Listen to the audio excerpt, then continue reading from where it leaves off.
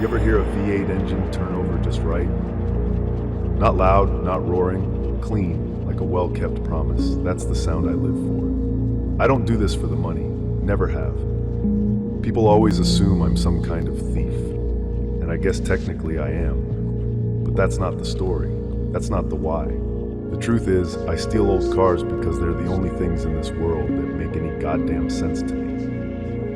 They're perfect, balanced, built with rules that don't change. You give them attention, maintenance, respect, and they run. Every time. No guesswork, no chaos, just order. People don't work like that. The first time I took a car, I was 17. My foster dad had this 66 Corvette Stingray, cherry red, black leather seats.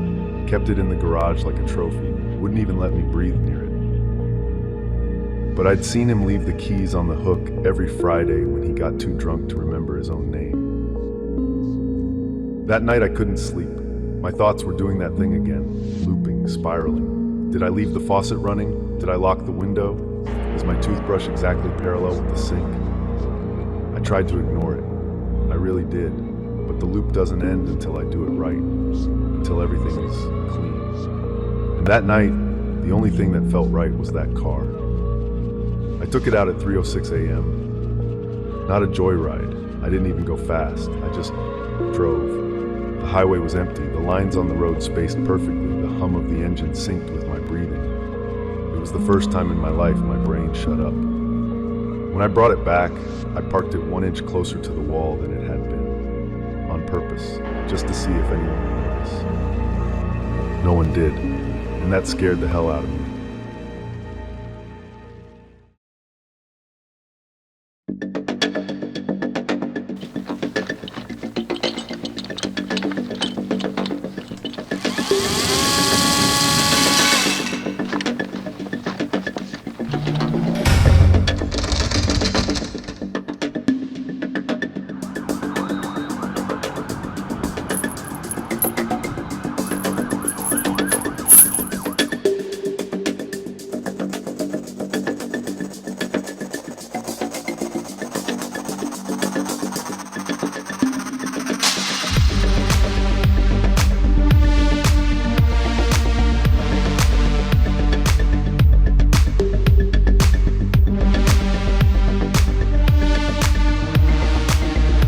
Now I keep them.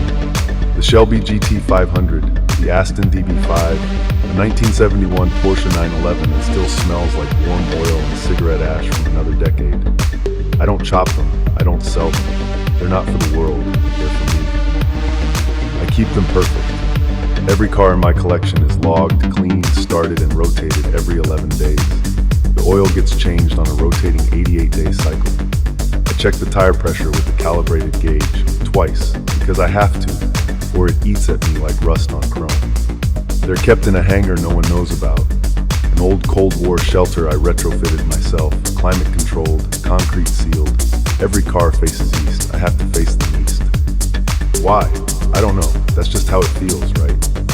Most people don't understand what it's like to have a mind that won't quit. Obsessive compulsive disorder, that's what the doctor called it. But those are just words. It's not just counting or washing your hands. It's like living with a fire alarm in your head that never shuts off. You can hear it even when nothing's burning. But when I'm in that garage, when I'm under the hood, tightening bolts to spec, aligning carburetors by sound alone, that's my freedom. I think maybe I keep these cars because they're the only proof I can control something. Because the rest of my life, it's a mess I can't clean. Relationships, failed. Jobs, couldn't keep them.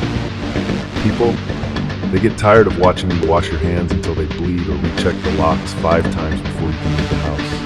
But a 59 Eldorado, that girl never leaves. I know what you're thinking. How long can I keep this up? How long before someone finds the garage? How long before I forget to loop a camera feed? Or I park one car 1 inch too far left and some sharp-eyed cop with a badge and God complex puts it all together. I don't know, but I'll tell you this. If they come for me, I hope they take me down with the engine running. Because this life, these cars, this order, it's the only thing that's ever felt like home.